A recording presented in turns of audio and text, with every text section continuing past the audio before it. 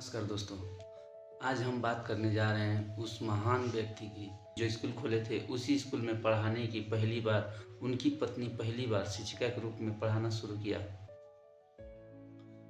महात्मा ज्योतिबा फुले का जन्म 11 अप्रैल 1827 को महाराष्ट्र के पुणे में हुआ था और उनके पिता का नाम गोविंदराव फुले था।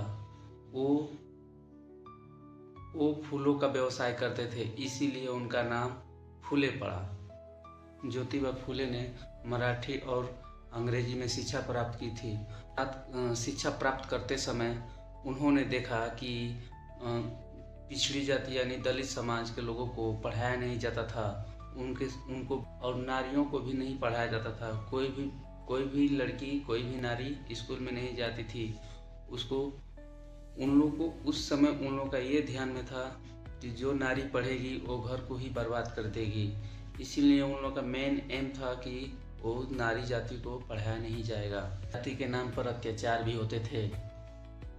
ज्योतिबा फुले के मन में यही बातें एक विरोध की चिंगारी जल उठी, जिन्होंने शूद्र और दलित और नारियों के लिए महात्मा ज्योतिबा फुले अपना स्कूल पहली बार पुणे के भिलवाड़ा में 1848 में बालिका विद्यालय, जिसमें उसी स्कूल में उनकी पत्नी सावित्रीबाई फुले ने भारत की पहली पढ़ी लिखी और शिक्षिका महिला थी और वहीं से उन्होंने पढ़ाना शुरू किया।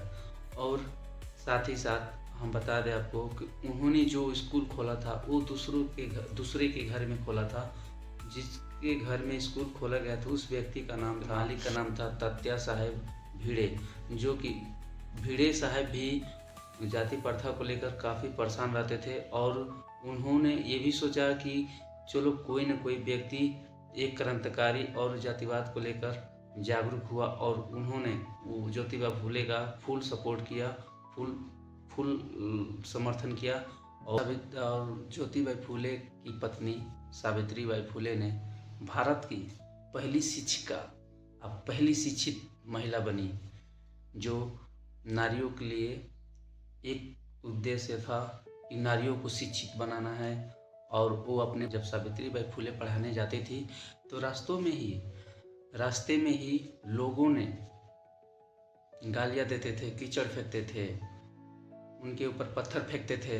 और उन्होंने क्या, आपको बता दूं कि वो अपने ही बैग में जब स्कूल में पढ़ाने जाती थी तो अपने ही बैग में दूसरी साड़ी रख कर जाती थी। जो जातिवाद करते थे वो लोगों से अपनी पहली साड़ी तो जो पहनी थी उसको तो कीचड़ से ही या चाहे अदर कुछ गोबर वगैरह फेंक के खराब कर देते थे। इसीलिए अपना वो दूसरी साड़ी अपने बैग में रख कर जाती थी, क्योंकि जाके स्कूल में और बदल कर और बच्चों को पढ़ाने का कार्य करती थी। क्योंकि इसमें सावित्रीबाई फुले का बहुत कठिन वो दौड़ रहा, जिसमें शोधक नाम की स्थापना की। तो उनका उस समय मेन एम था शोधक समाज का मेन कि जाति खत्म हो, जात पात खत्म हो और समाज एक समान चले और शोषित महिलाओं के साथ शोषण न हो और विधवा महिलाओं को पुनः विवाह करने का अधिकार मिले और साथ ही साथ जाति में और उठने बैठने का समान एक साथ मिले, समानता मिले। उस युग के मर्द थे।